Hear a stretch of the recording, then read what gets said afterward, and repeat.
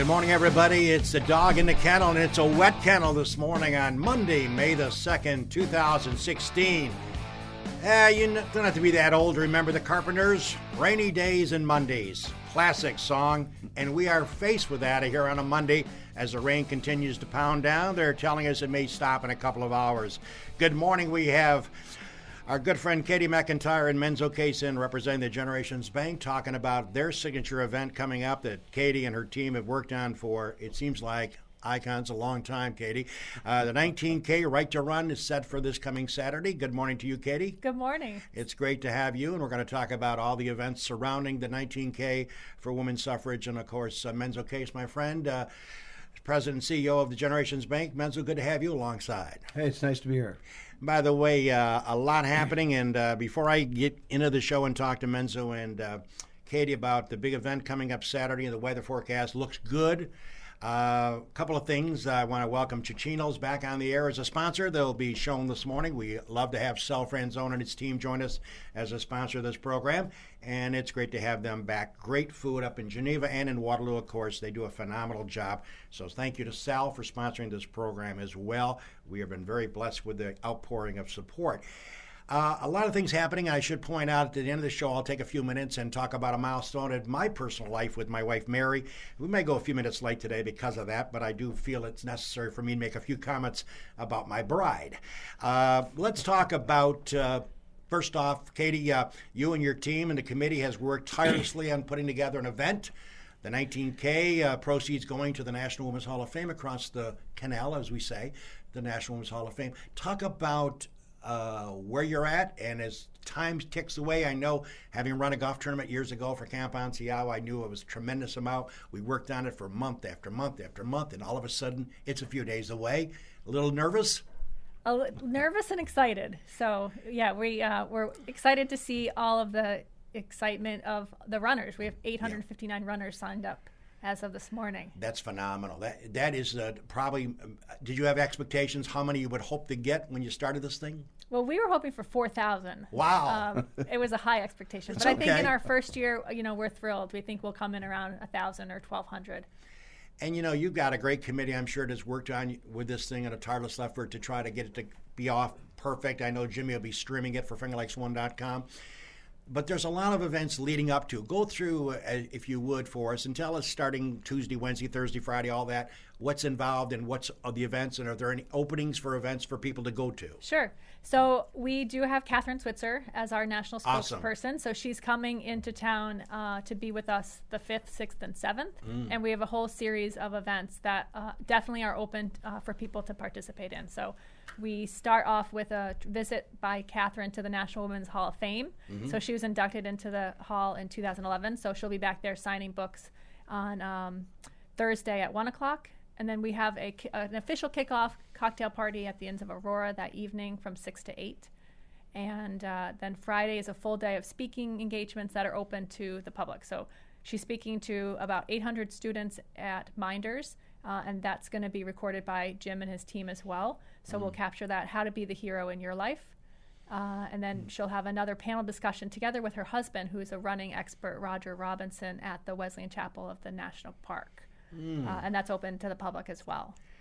Well, it sounds like a lot of events are scheduled. A lot of people can take part, and certainly I think it's important that everybody embrace this, because I think personally I had no idea when you said you were doing this and you come on the show that what your number would be, but I think 800 to 900 people is phenomenal for the first year out, and it's only going to get better. Yes, and it's only going to get bigger. And they'll bring people with them. So exactly. We expect a few thousand people in town to celebrate it. And Menzo, of course, leading the bank effort as the head of the bank at Generations, and having a bunch of employees. And you got to give kudos to Katie and her team. And with your support, you're involved in a lot of things. The Generations Bank, as I've told you many times, should get chopsticks for doing a lot of support for a lot of causes. I think this is something that you are behind from the get-go, and you got to be pretty proud of what's going to unveil here.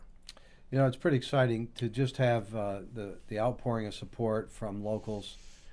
Certainly Katie and Kristen, and really those two have really pulled the load, and certainly Catherine Switzer and her team.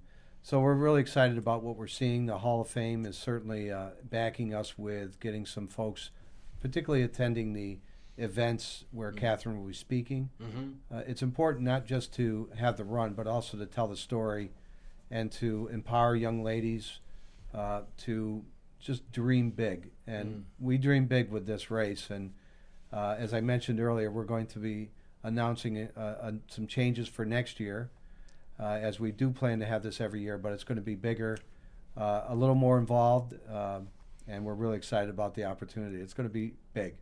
Oh, yeah, and as I told you, Katie, all of my friends, that I have several around the country, and a lot of them didn't realize the significance of Seneca Falls because they have never been here. But once you tell them a little bit about it, they're amazed that, oh my God, that's where women's rights was, Elizabeth Cady Stanton and Bloomer. It's pretty significant that I have probably repeated myself, but having been a resident of this area for many, many years, except for 5 years when we got married, went to Geneva and lived there until we came back and bought a home here in Seneca Falls. I don't think personally I ever really respected what we have here. Maybe it's because you're here and you see buses pull up and people unloading Chinese and Japanese folks that are walking the streets and all kinds of people from around the world that come to this village or now town. And it's pretty amazing that I don't think people recognize that live here the importance of where we are. And I think you cap that off with this type of event you're putting together is only just one of many that signify Seneca Falls is special. And I think you would agree with me. Yeah, absolutely. And I've lived a lot of different places, and I think it's not a unique problem to Seneca Falls, but often people, they don't realize how blessed they are in their own backyards with things. So we're hoping to get all of the locals excited and riled up and supporting things too. Well, the Seneca Falls Business Association has backed us really well. The downtown merchants, they're going to have a presence as well. That's nice. Our goal is always to cross the canal. With our headquarters on one side and our main office on the other side, we've really taken a lead on that. We're trying to, it's the whole town. We need some serious economic development, and this race is about that. And there's so much more that can be done with the casino being built just up the road. Exactly. Hundreds of thousands, if not millions, will be coming to this region, and we've got to draw them in. We've got to lure them. They're not going to come here just because we're here. So it's gonna be pretty exciting.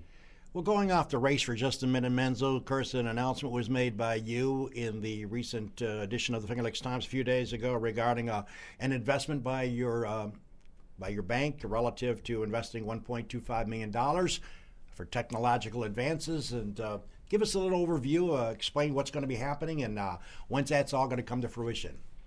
Well, first off, let me just say Generations Bank, the board of directors and the employees absolutely love Seneca Falls. That's why we maintained our headquarters here. When we evaluated locations, we determined that we needed to stay in Seneca Falls and we needed to go big. I think we always do. And our headquarters is certainly a good example of that. The Cayuga Street office has been a little bit shabby lately, and we've just kind of pasted things together. So first off, the most important thing that we can do is tie the entire design together. We've hired an expert to design the building interior, exterior. We've got our architect working very closely with her, Blynn Nelson out of Victor. Got to give her a shout out. She she's an award-winning designer. Wow. Amazing stuff. But what we're going to do with technology, we're going to incorporate new technology, but we're going to maintain traditional services. So when I say that, of course, we're going to have people in the building. Absolutely going to have tellers. I like that. Yes, I know. I know you do. I love the engagement. Yep. Right. So we're going to have the same people right there. But they're just going to be in a different environment that's cleaner, that's more up to date. And we're also incorporating, for example, a technology area where our customers can go and try out an iPad.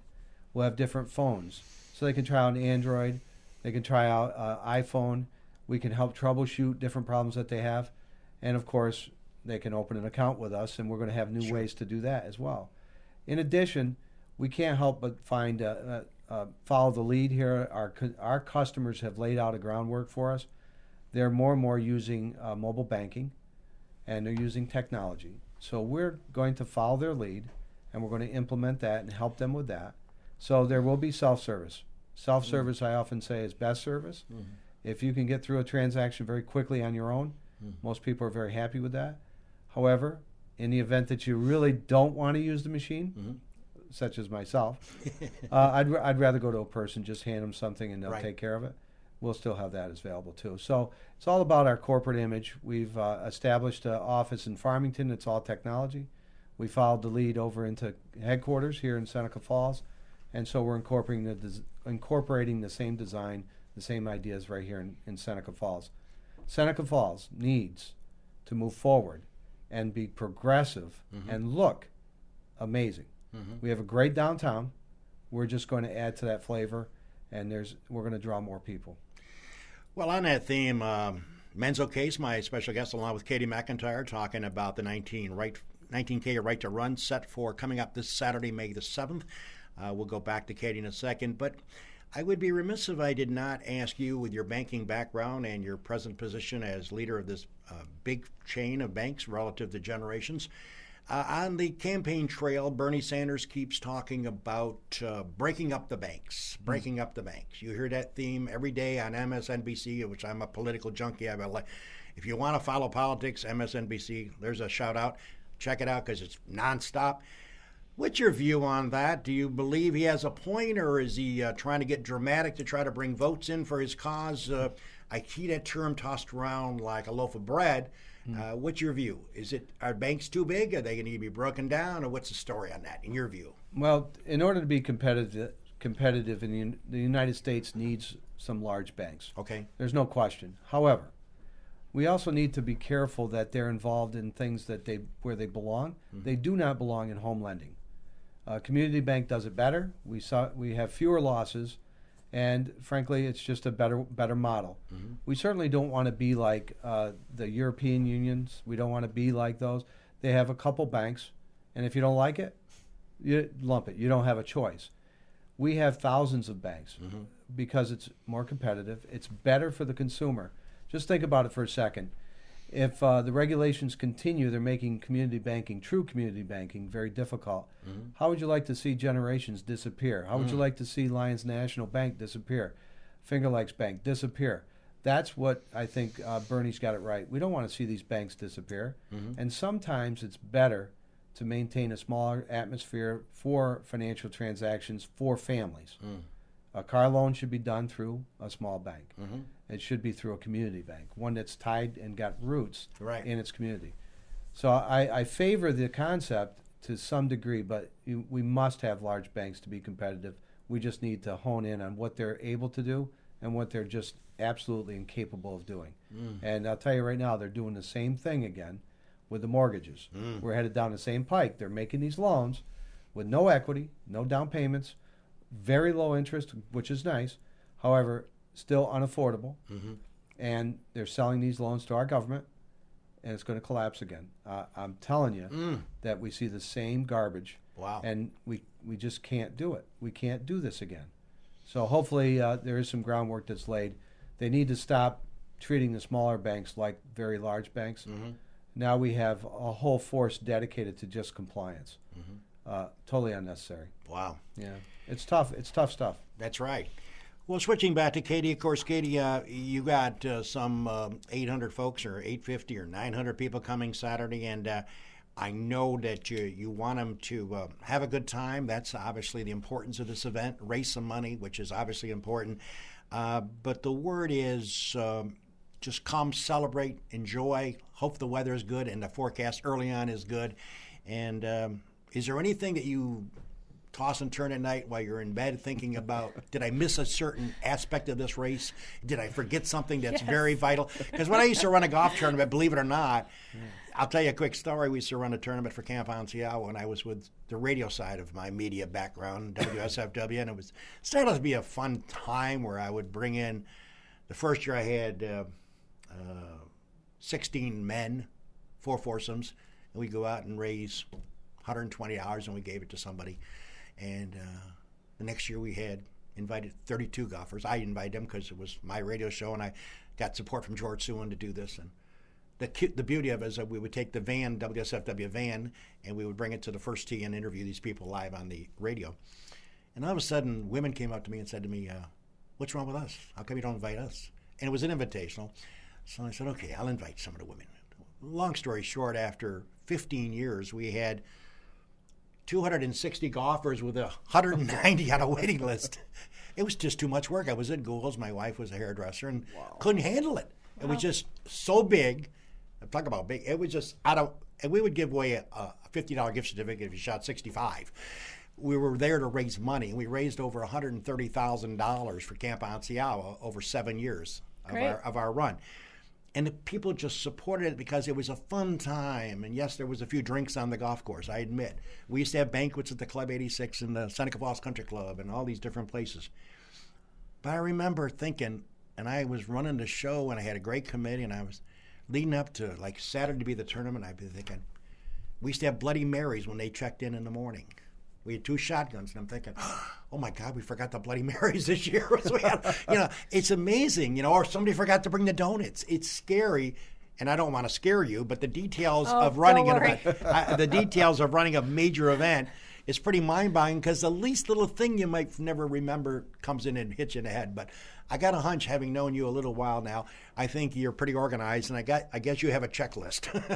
There's a checklist.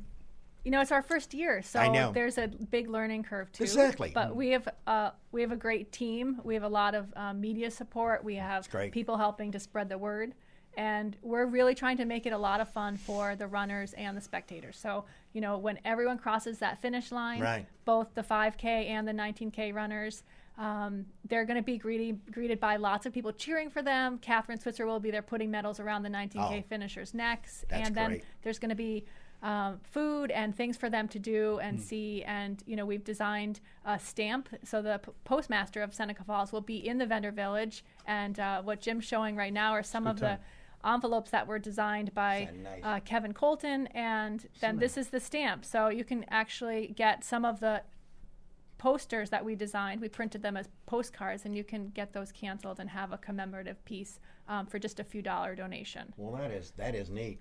Isn't that wild? That is wild, yeah. Yeah, and there's other great things. I mean, we have awesome volunteer T-shirts. Yeah. Yes. Awesome. Designed by Mackenzie Child. Oh, yeah. And only volunteers will get them. We're going to shred whatever's left. Oh, that's nice. So if you volunteer, you get a Mackenzie Child's designed shirt, which is, I think, pretty cool. Yeah, very cool. They've been a great support. We should give a shout out to the police department. Yes. Seneca Falls Police Department. Without their support and without their keen wits for doing these runs, and frankly, we've learned a lot through the Wonderful Life run. Right. And they've brought that benefit to us. Absolutely. And Jeff Rook and his crew have been very supportive. So we're just so happy the police department's still around and they're helping us, because without their support, we really would have this all screwed up. And then Fleet Feet.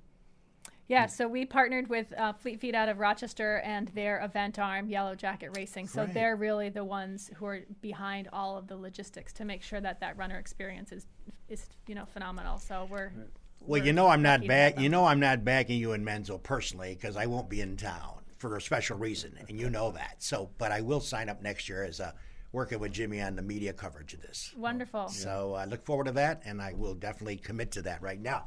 Hey, let's pay some bills and play our sponsor role. When we come back, a couple of quick sports comments, and we'll get back to Menzo and Katie and wrap this baby up in a few minutes.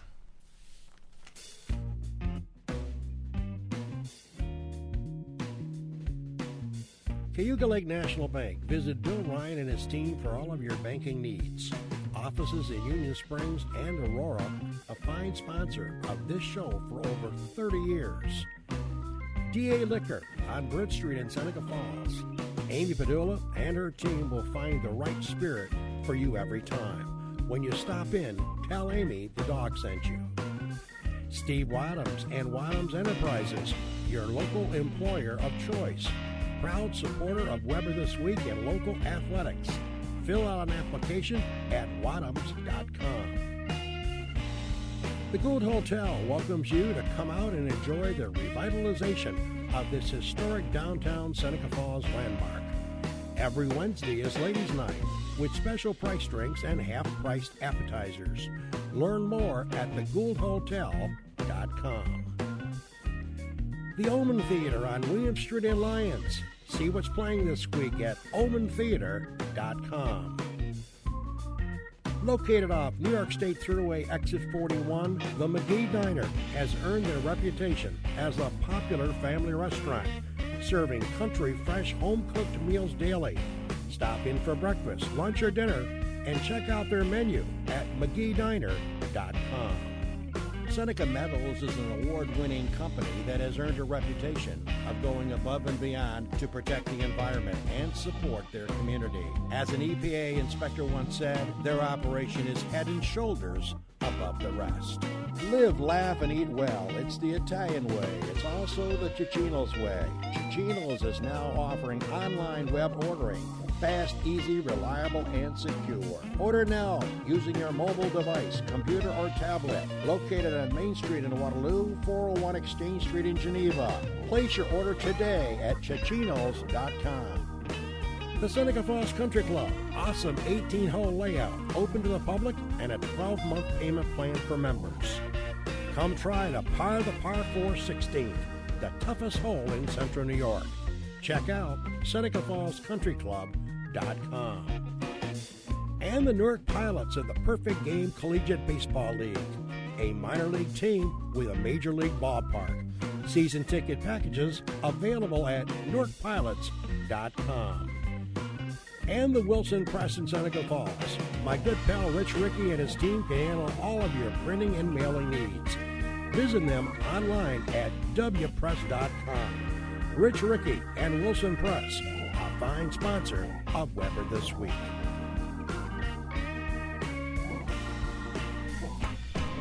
I'm a lucky guy, huh? How about that roll of sponsors? It's great to have all these folks support the show, and we appreciate it because obviously we wouldn't be able to do it without them. So thank you to all the great sponsors, and thanks for Cicino's coming back on as of today. Hey, a couple of notes before we get back to Menzo and Katie regarding the 19K Right to Run.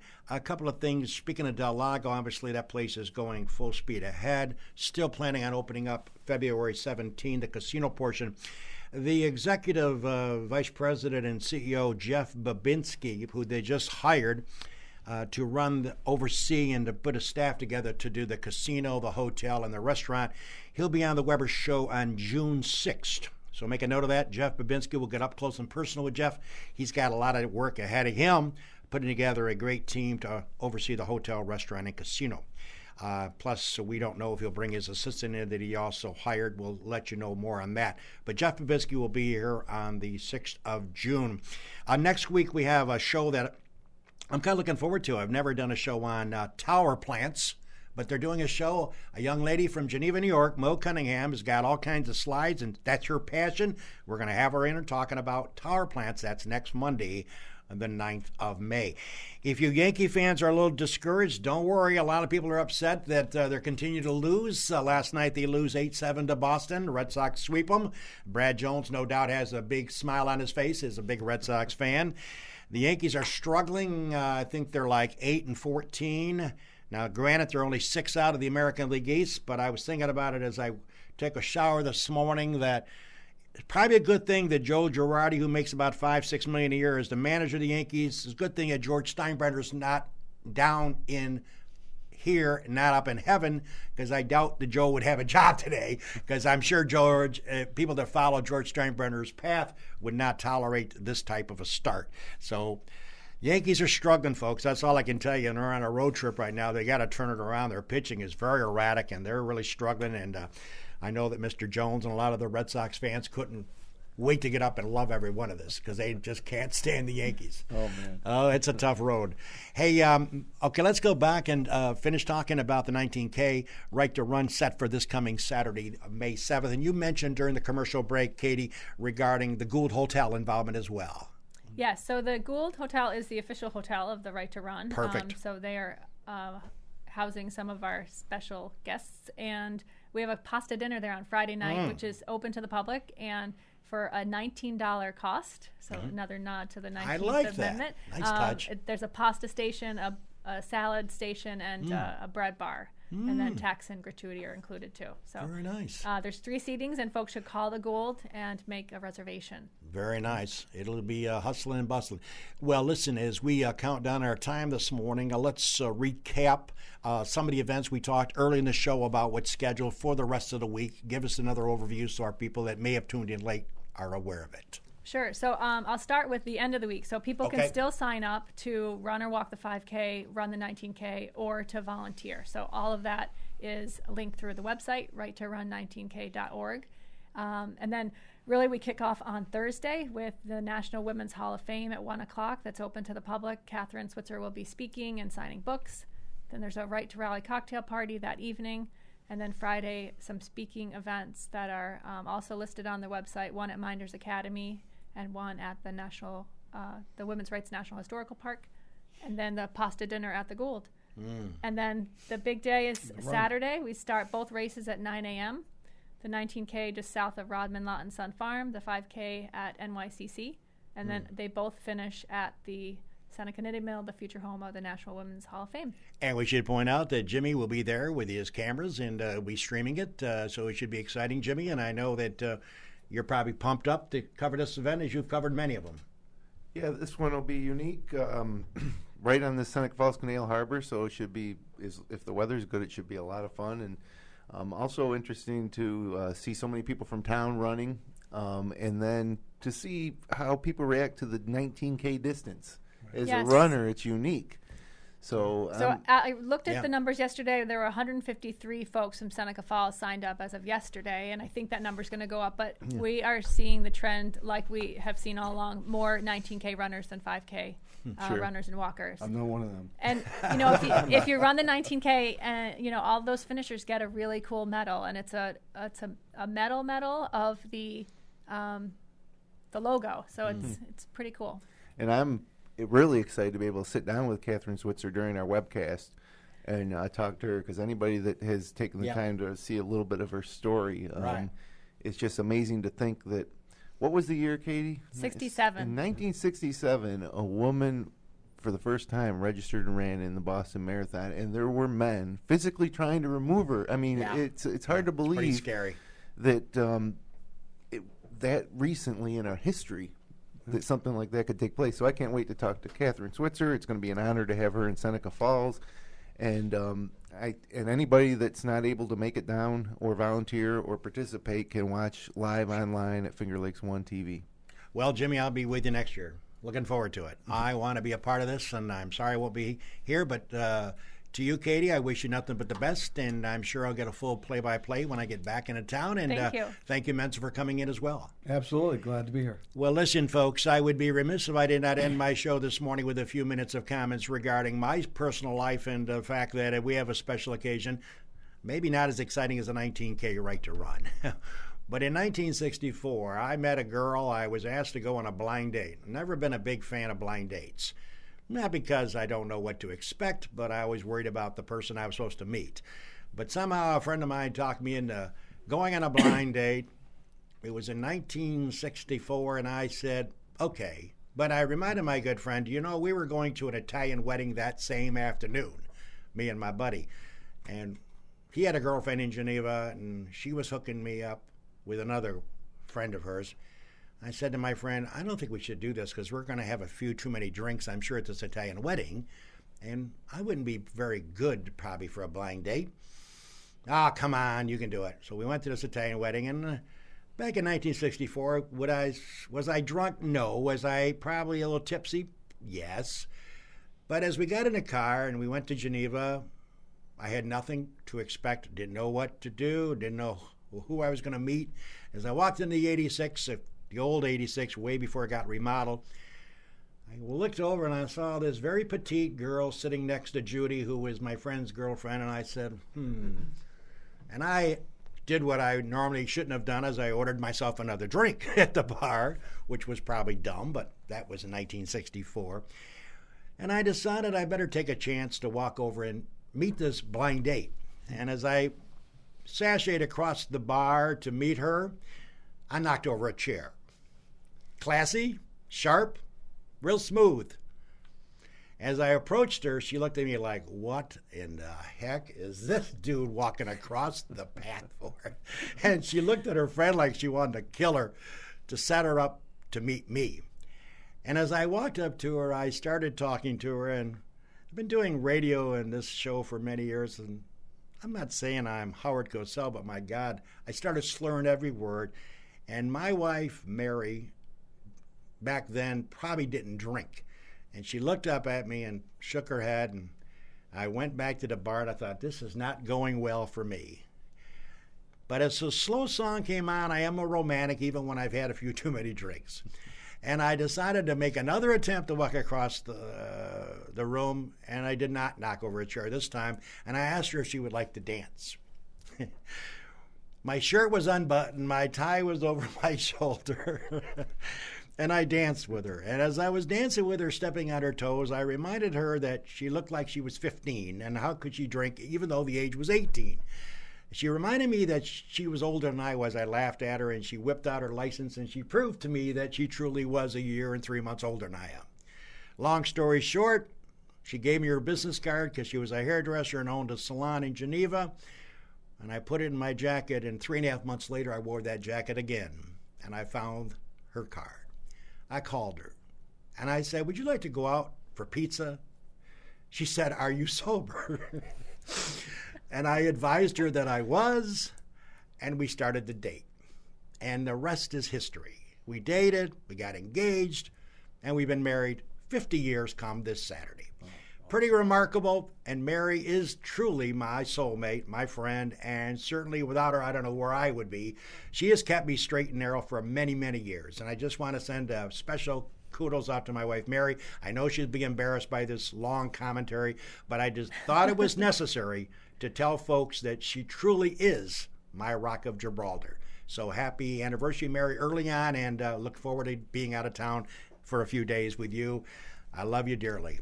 That's Weber This Week. Thanks to Menzo Case and to Katie MacIntyre. We'll catch you next week, everybody.